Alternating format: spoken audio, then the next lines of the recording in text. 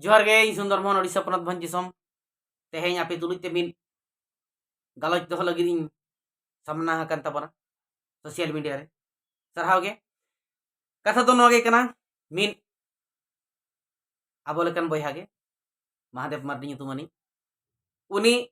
बिदिनदान बारेते गुरुम के बारेते हितल पतब बारेते अडिगान हनहाय रोड़ा का तिनाग गान चोंग एड़े सरी कथाय बाकेना का नापाय गे इखन दुख बुझावा गुरु गमके बारेते रोड़ा का गुरु गमके पतब बारेते रोड़ा का ओना गड़ी दुख बुझावा और उनी उनकन कथा को रोड़ा का दो जहां कथा आज बाय बड़ाया बिदुचंदन नो बिदुचंदन पतब बाय पढ़ावा का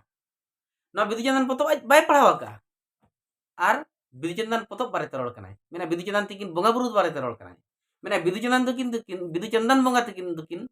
बोंगा दुकिन बांग कना हीरो हीरोइन कना किन इखन आज बाय बड़ाया हीरो हीरोइन दो ओका खुन गे हिजना गायन खुन गे हिजना गायन चेदा उदेले तहन गुरु गमके बिदुचंदन गायन चेदा उदेले तहन गुरु गमके जगारे बिदुचंदन पतब ओल लगिर बढ़ेना चे लगिर गुरु गमके बिदुचंदन तिकिन दुकिन चे ओकोय कना चिली कना किन बिदुचंदन तिकिना दाड़े चेद कना ओका खुन किन हिज कना उनकिन तो चेद किन कमिया ओका लगा उपासना हुआ उनकिन ओका लगा सेवा माना बता हुआ बाम बड़ाया उनी होड़ बाय बड़ाय तबना महादेव मार्डी बाय बड़ाया तो उनी नेहरे कनाले बड़ाय दरकार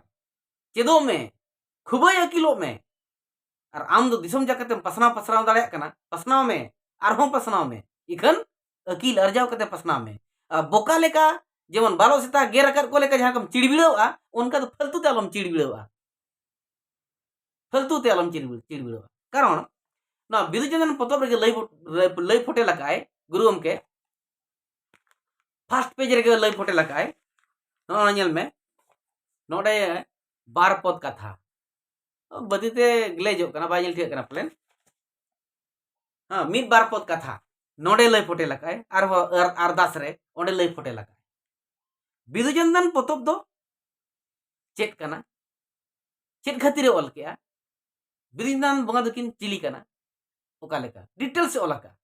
पतब भितर में पढ़ा मा जिलिंग कथा गे इखन बार माने फर्स्ट पेज हम पढ़ाव मा आज साथे आर मिटटांग मेना का दे मिटटांग हराम nyutum te bain lay ate uni sinik ing bujho ya sirgat te haramo kana sidha te haramo kana juan youtuber abui भागमत बाबू साला फोन ते की रोपड़ लेना उनी बिदुचंदन बारेते होय मेताय कान ताहेन उनी कोकलो हराम हो बिदुचंदन बोंगा बारेते चेद हम बाय बड़ाया हितल बारेते चेद हम बाय बड़ाया 1964 मसिया रे जहां धर्म बारे दुपड़ भुइला करण रे ओना हम बाय बड़ाया चेतत हम बाय बड़ाया बांग बड़ाई कते कमेंट एम और बांग बड़ाई कते फेतेट फिदली जुक्ति ते को तो बांग नपाय कना चेदो में चे ठीक कते आ इन ओना लाजाव इंगिन बुझोया उनी तो हराम होड़ कना एनतेनो आले लेकन होड़ पे अकिल कोआ आले लेकन होड़ बोहर पे संभाव लेया नॉलेज ते अकिल ते आमगे जुदी आम बाम बड़ाया हराम होड़ जुदी उनका बड़ाया इनखान आले लेकन कोड़ा ओकोय उचित कोआ आले मा चेदो रगे मेना का लेया आले ले चेदो कना फेतेट फिदली तुनकी तोला से बिसड़ी आले रिसर्च में चेदो में पांते नाम में अथोड़ी कलकलाव माते मार डिजिटल के हितल होना डुप्लीकेट हितल कना या आमेम ओरिजिनल क्या चे डुप्लीकेट आमरांग कुली में आमायो मनांग कुली है मामा ओरिजिनल होपन कना जो डुप्लीकेट होपन कना आम कुली में से मनांग हितल चेदा बे बोतरा कना गुरु गमके चेदा बे बोतराय कना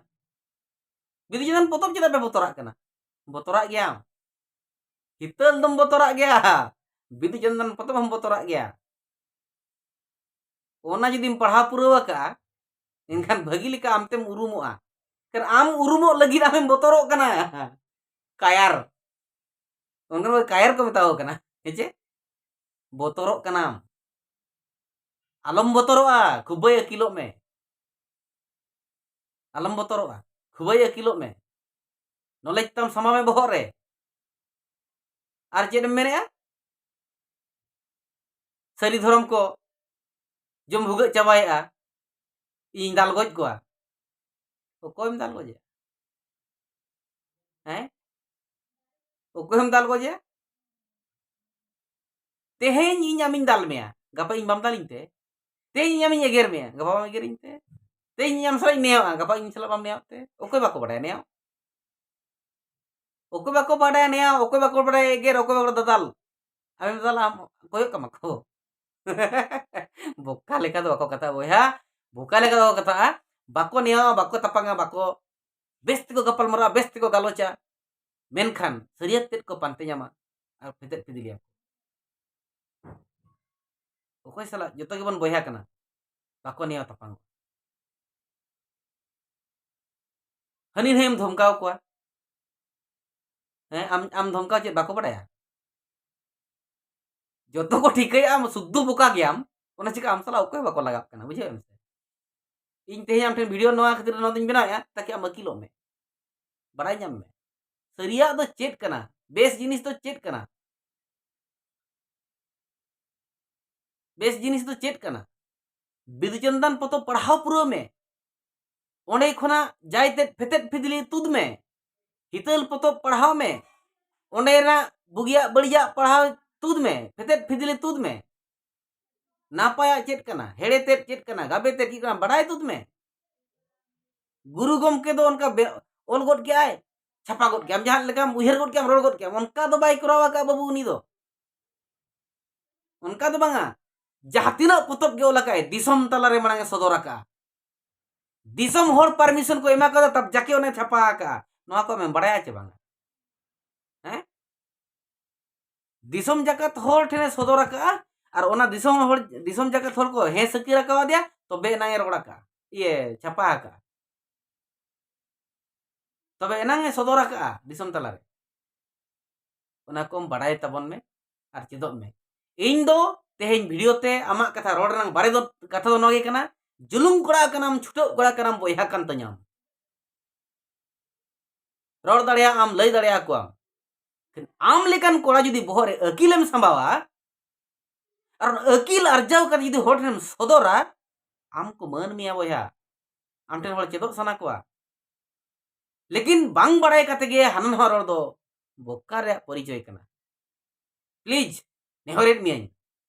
अकिल अर्जाव तलांग में और रोड तलांग में